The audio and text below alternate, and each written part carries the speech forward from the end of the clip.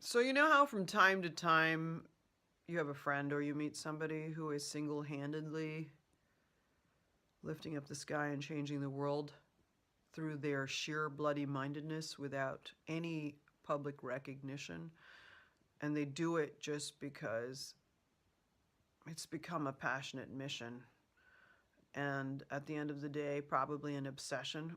I like to draw attention to people like that, especially when they're doing stuff which is totally world class. And weirdly, when I was in Hong Kong, I went to a musical performance at Spring Workshop.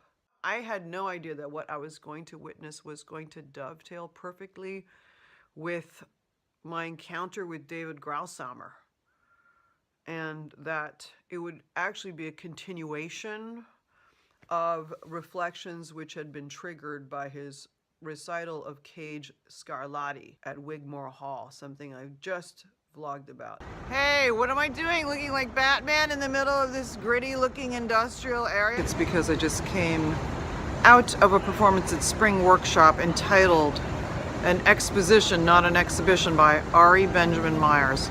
Features performances by the Hong Kong New Music Ensemble and the canon of contemporary music. It was a very challenging and groundbreaking art happening in Hong Kong during the art fair.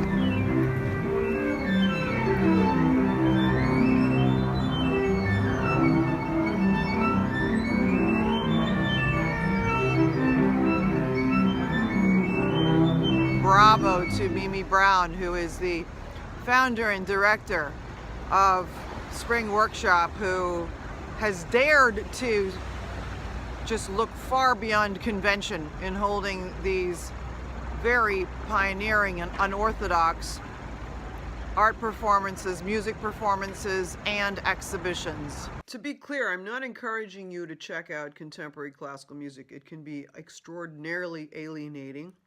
At best, it is threaded with some melody, harmony, and rhythm.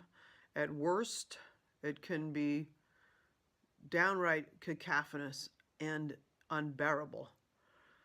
My point is to draw attention to Spring Workshop, the important work it's doing, the great work it's doing, the commitment of the founder, as well as to tell you on a very personal note that I had been thinking a lot about the definition and first principles of music when I happened to wander into this performance a couple of weeks ago.